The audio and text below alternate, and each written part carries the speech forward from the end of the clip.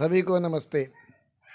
आज बहुत दिन के बाद गपशप के एक नए एपिसोड में मैं अपने मित्र के सूद जी के साथ नमस्कार जी सभी को। एक आजकल जो हॉट टॉपिक है उसके बारे में हम कुछ गपशप करेंगे। मेरा नाम वैद्य ईश्वर चंद्र है और हम अक्सर कुछ ना कुछ बातें करते रहते हैं। हम सोच रहे हैं कि सबके साथ साझी हो जाएं। तो सुधीर शर्मा जी के मीडिया कॉप्स का हमने उपयोग किया है ताकि हमारी जो गपशप है उसमें आप भी शामिल हो सकें। सू साहब, क्या हाल चाल है? बिल्कुल ठीक है जी, आप सुनाओ। बड़े दिनों के बाद मुलाकात हो रही है। बहुत बढ़िया है। सुधीर जी आपको भी नमस्कार, सभी श्रोताओं को नमस्कार। आज का हॉट टॉपिक मेरे को लगता है कि आजकल तो जो टीवी पे गर्मा गर्म है वो तो है जो जजेस और बिल्कुल जो पार्लियामेंट्री सिस्टम है उसमें कुछ टकराव दिखाई दे रहा है। आप क्या कहते हो इसके बारे में? नहीं, मैं तो ये समझता हूँ कि टकराव तो कोई नहीं दिखाई दे रहे। नहीं, टकराव नहीं दिखाई दे रहा तो फिर ये एक दूसरे वो की तो बात। टकराव बनाने की कोशिश की जा रही है। नहीं, टकराव बनाने की कोशिश कौन कर रहा है? देखो ऐसे है, पहले तो सबसे पहले तो जो अखबार हम पढ़ते रहते हैं, टीवी में न्यूज़ सुनते रहते हैं। मैं तो रिटायर आदमी हूँ, मैं तो ये नेशनल इश्यूज़, लोकल इश्यूज़ यही सारा दिन पढ़ता हूँ, सुनता हूँ।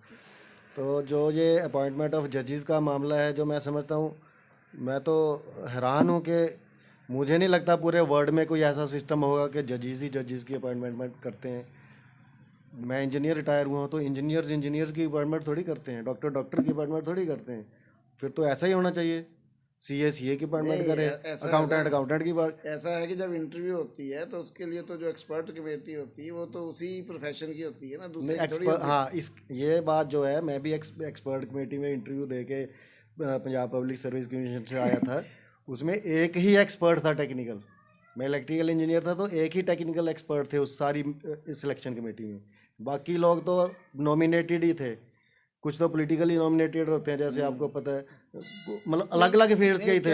क्या सिर्फ एक ही इंजीनियर था वो टेक्निकल। नहीं, क्या मुझे आज तक याद है, AK साहनी साहब थे, बड़े मशहूर। इंटरव्यू और वगैरह की बात छोड़ें, अगर अगर कोई ऐसा सिस्टम नहीं हो सकता कि उसमें ऑटोमेटिकली होता जाए, ऑटोमेटिकली ये जो है जस्टिस ऊपर से ऊपर जा रहे हैं और ऐसा सिस्टम मैं तो नहीं समझता कि ऐसा होना चाहिए। नहीं हो आप जो कह रहे हैं वो सीनियोरिटी बेस की बात कर रहे हैं कि जो, सीनियोरिटी बेस की बात ठीक है ना। तो मैं तो नहीं समझता कि ओनली सीनियोरिटी के बेस पे ही प्रमोशन होनी चाहिए।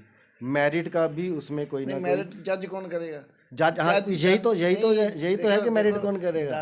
मेरिट के लिए तो कमेटी होनी चाहिए, अलग अलग प्रोफेशंस के उसमें होने चाहिए। नहीं, एक प्रोफेशन को जैसे हमारी डेमोक्रेसी में है, जिन लोगों को चुनने के लिए कहा जाता है कि आप अपना नेता चुनो, उनको डेमोक्रेसी का नहीं पता। उनको MLA कौन बनता है, MLA का क्या होता है और MP क्या होता है वो नहीं पता। उसमें डेमोक्रेसी में वो जज हैं।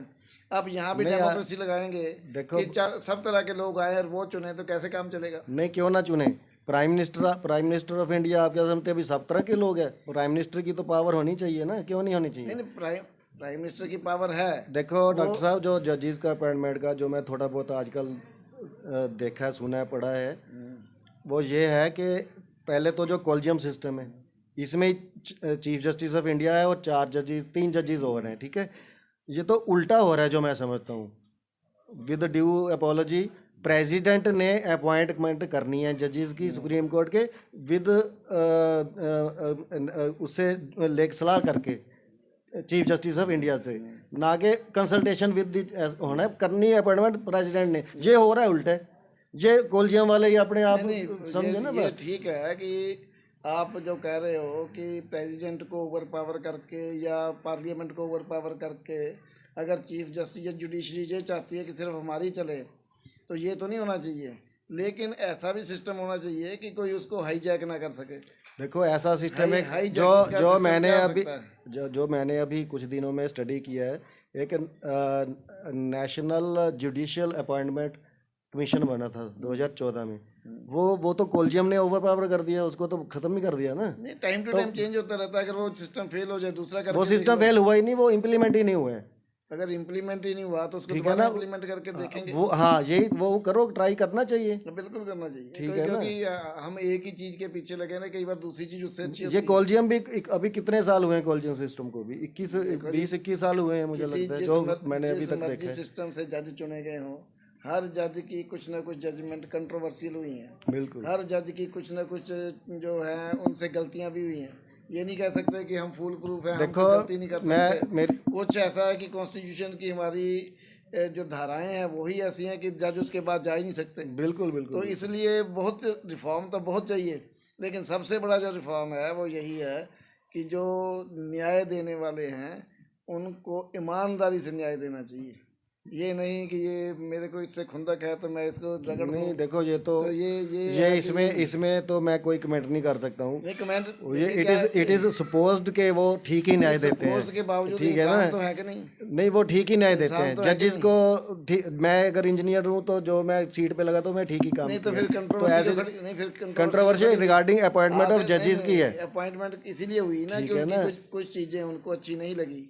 आप मेरी बात सुनो। आप कैसे जज बड़े करोगे कि हमें देखो, ये मेरी सिस्टम चेंज करना बहुत चाहिए? कॉन्स्टिट्यूशनल, पहले मेरी बात तो सुनो। बहुत कॉन्स्टिट्यूशनल पोस्ट ऐसी हैं जिसमें ये रूल है कि एक तो प्राइम मिनिस्टर उसका मेंबर होता है, एक लीडर ऑफ ऑपोजिशन का मेंबर होता है, एक जुडिशरी का होता है, most probably chief justice of India के। ऐसे बड़ी कॉन्स्टिट्यूशनल पोस्ट है जिसमें ये तीनों ही इन्वॉल्व। तो फिर सुप्रीम कोर्ट का जज अपॉइंटमेंट करने में प्राइम मिनिस्टर या लीडर ऑफ ऑपोजिशन की क्यों नहीं रोल होना चाहिए? बात ये है कि सारे सिस्टम फेल हो सकते हैं। डेमोक्रेसी में तो ये है ना, सबका रोल होना चाहिए।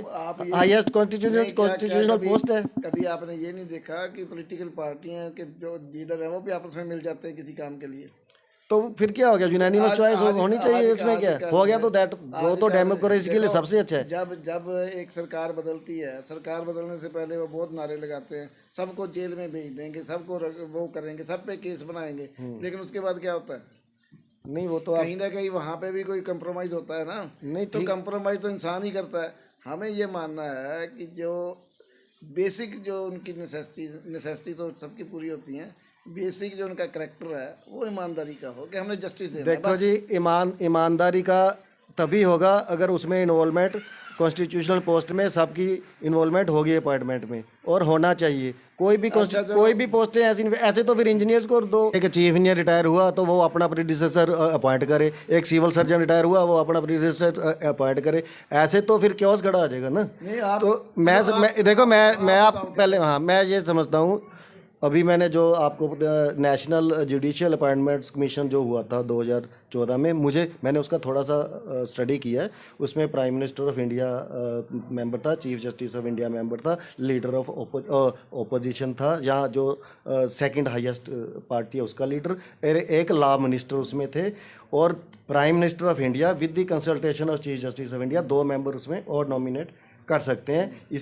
ये क्या प्रोसेस होगा उसको फाइनलाइज करने के लिए, उस प्रोसेस के तहत फिर ये जो नेशनल जुडिशियल अपॉइंटमेंट्स कमीशन है वही रिकमेंड करेंगे कि अपॉइंटमेंट कौन से जजेस अपॉइंट होने चाहिए। तो मुझे लगता है अगर ऐसा कंट्रोवर्शियल अब हो रहा है, ये पब्लिक इंटरेस्ट में भी नहीं है, पब्लिक भी देख रही है कि चीफ जस्टिस ऑफ इंडिया या जो सुप्रीम कोर्ट के जजेस है क्या वहाँ पे झगड़ा हो रहा है, उनका ट्रस्ट कम होने का खतरा है पब्लिक का। इसलिए जो उस रिफॉर्म पहले आया था उसको एक बार ट्राई कर लेना चाहिए। मेरी तो ये मतलब समझ आती है। आप जो कह रहे हो वो क्या प्रैक्टिकल संभव है?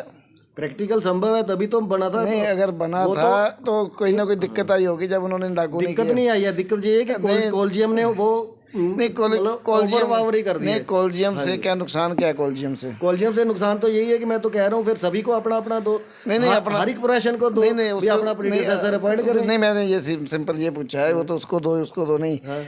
कॉलेजियम से नुकसान क्या हो रहा है? यही कैसे कि क्या मैं बोलूँ सीधा क्या बोले मतलब अपना देखो उसमें डर तो है ना कि अपना आप नहीं आपको क्यों डर है? आपको इसका मतलब आप इंटीग्रिटी पे शक करते हैं। नहीं, कंप्रोमाइज तो किसी में भी हो सकती है। ह्यूमन नेचर ये वही बात आ गई ना।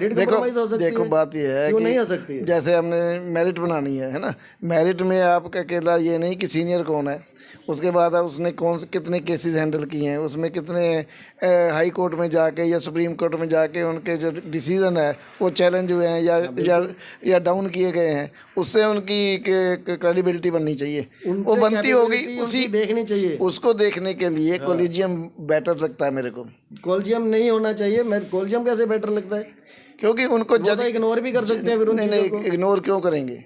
इग्नोर क्यों करेंगे? क्योंकि जिन्होंने सिलेक्ट करना है। पिछले कितने इंस्टेंसेस हैं कि थर्ड जो सीनियर मोस्ट था उसको लगा दिया, एक बार 5 के 6 जजेस को इग्नोर करके 7th या 6th जज को चीफ जस्टिस। नहीं तो इसका मतलब क्रेडिबिलिटी देखी गई ना, नहीं तो सीनियर मोस्ट को लगा देते अगर कंप्रोमाइज होता। आपको कैसे पता क्रेडिबिलिटी देखी? नहीं भाई देखो, बात तो ये है कि इग्नोर किया क्यों, वो तो बताओ ना, क्यों इग्नोर उसके पॉइंट्स देखो ना, उसको चेक करने के लिए एक और बना दो तो कि उसको पार्लियामेंट से अप्रूव कराओ, कॉलेजियम को, या कि आपने जो बनाया उसको कराओ। यही तो अब क्या अब उल्टा है। नहीं, उल्टा नहीं है।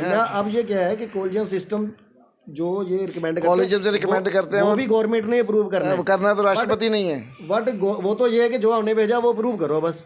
ये जिद नहीं होनी चाहिए, ठीक है ना, ये जिद नहीं होनी अगर वो कोई अपने है तो यही है कि कॉलेजियम में वो भी अपना कोई रिकमेंड करके गवर्नमेंट वापस भेज सकती है। बट मेरी बात सुनो, पर इसमें ये भी है कि अगर कॉलेजियम उसको इग्नोर करके जो गवर्नमेंट अपनी रिकमेंडेशन सेम का सेम दोबारा रिकमेंड करते तो ये रूल है कि गवर्नमेंट को उसको अप्रूव करना ही पड़ेगा। वो तो वही हो गया ना, अभी राज्यपाल को दूसरी बार अगर मिला जाता है तो साइन करने ही पड़ेंगे, ये बात लेकिन बात तो ये है ना कि अगर आप ये बताओ क्या मतलब पार्लियामेंट सुप्रीम नहीं होनी चाहिए? गवर्नमेंट सुप्रीम नहीं होनी चाहिए? डेमोक्रेसी में गवर्नमेंट ही सुप्रीम है, पार्लियामेंट बस गवर्नमेंट भी नहीं। चलो इसी गवर्नमेंट जो गवर्नमेंट है या जो पार्लियामेंट है वो सब। हाँ, कॉलेजियम सिस्टम भी तो पार्लियामेंट में बनाया ना, ये जुडिशरी सिस्टम जो है बनाया था। अगर नहीं है तो दूसरा करके पिलर है जुडिशरी, मान सकते हैं, बट वो पार्लियामेंट से ऊपर नहीं हो सकता। पार्लियामेंट और संविधान से ऊपर कोई नहीं है। तो पार्लियामेंट की पावर अपॉइंटमेंट ऑफ जजेस में होनी चाहिए।